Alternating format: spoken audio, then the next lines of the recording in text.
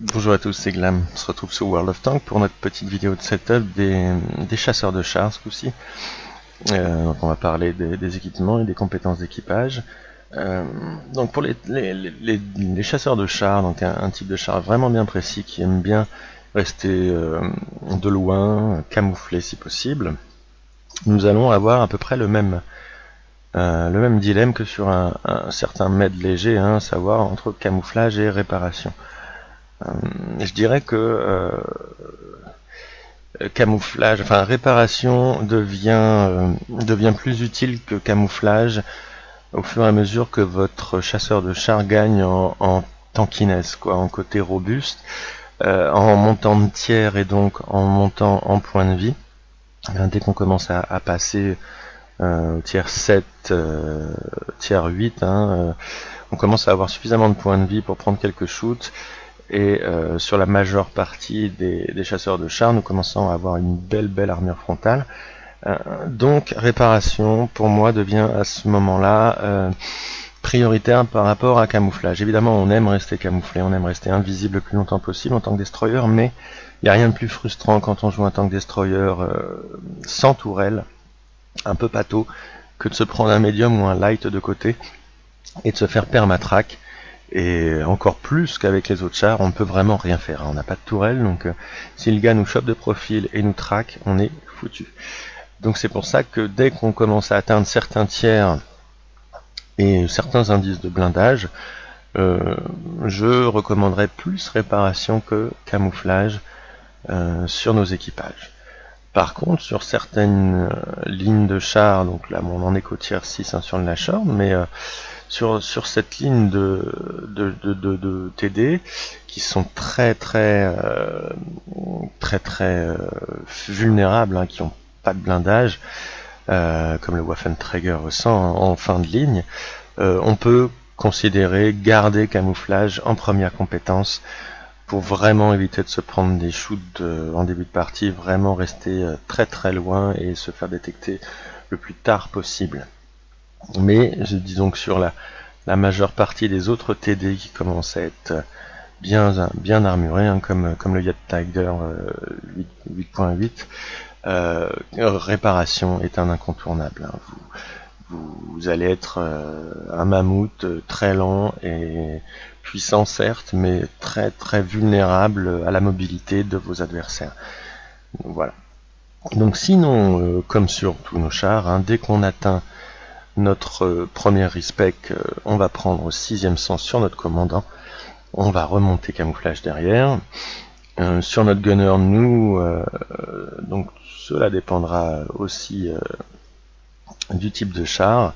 Généralement, nous garderons camo ou réparation et on monte le deuxième en deuxième skill. Sur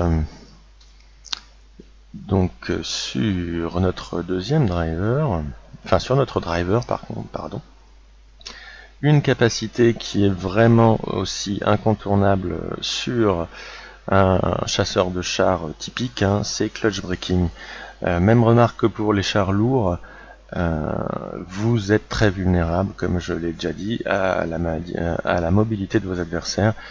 Et si jamais on arrive à vous flanquer, vous êtes plus ou moins fini. Donc clutch breaking qui va augmenter notre vitesse de traverse va nous permettre de résister aux assauts justement de ces médiums qui vont se jeter sur vous en partie et d'essayer de garder le canon orienté vers eux alors qu'ils vont essayer de nous contourner et de nous tourner autour. Voilà, ça va réduire le temps qu'il nous faudra par exemple pour se mettre contre un mur, pour éviter de nous exposer le flanc ou de se mettre les fesses contre un mur. Voilà, donc tout ce qui peut nous éviter une mort humiliante en partie. Donc clutch breaking sur le driver, toujours pareil pour les TD, on va dire classiques, qui commencent à avoir un bon pool de HP et une armure frontale plus que correcte. Clutch breaking un incontournable. Donc en l'occurrence là, plutôt réparation, clutch breaking et camouflage en troisième. Pour notre radio opérateur, Toujours pareil, camouflage ou réparation en première skill, et en deuxième skill, situational awareness, qui va augmenter notre portée de vue, et toujours pareil, notre faculté à voir l'ennemi sans qu'il nous repère lui-même, avoir ce petit avantage sur lui en termes de camouflage et de portée de vue. Pour notre loader ou nos loaders, nous ferons une petite respect pour prendre le safe stowage.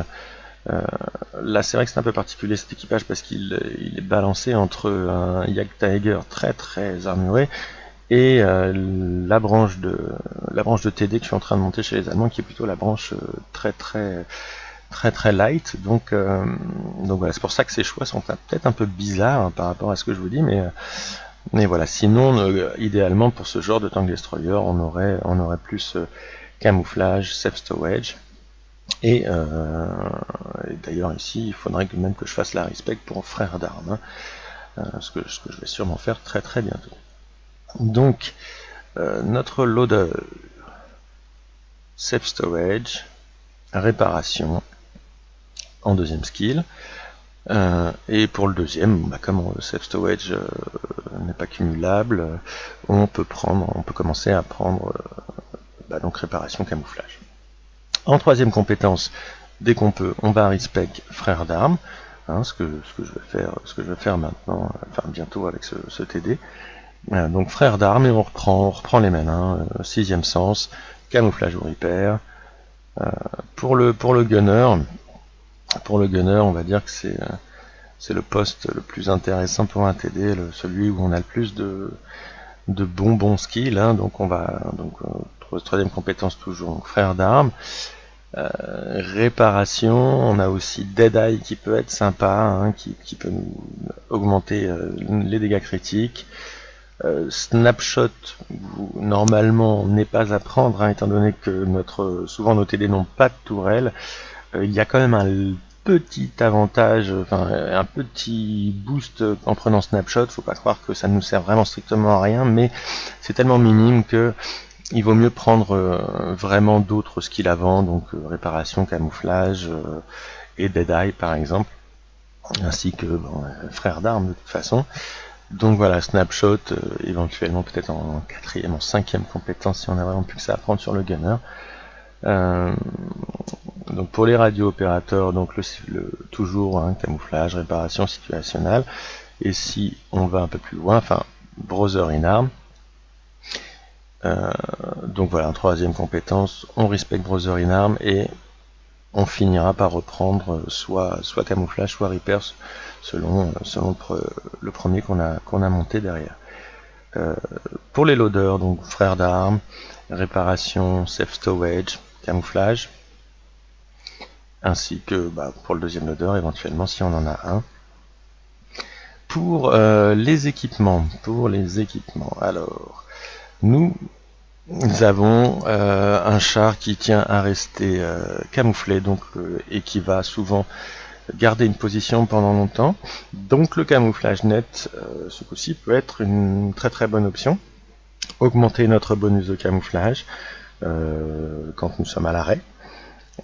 Nous pouvons aussi nous diriger vers les binocles qui vont augmenter notre portée de vue de 25%. C'est assez énorme comme bonus, mais toujours pareil si nous sommes à l'arrêt pendant 2 ou 3 secondes. Et donc après, nous avons aussi le Laning Drive qui nous rajoute, qui nous enlève 10% au temps nécessaire pour viser précisément une cible.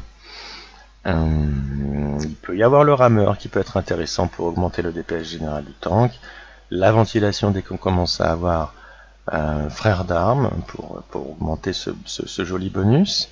Voilà, nous voyons que nous avons beaucoup de choix aussi en termes d'équipement pour nos TD.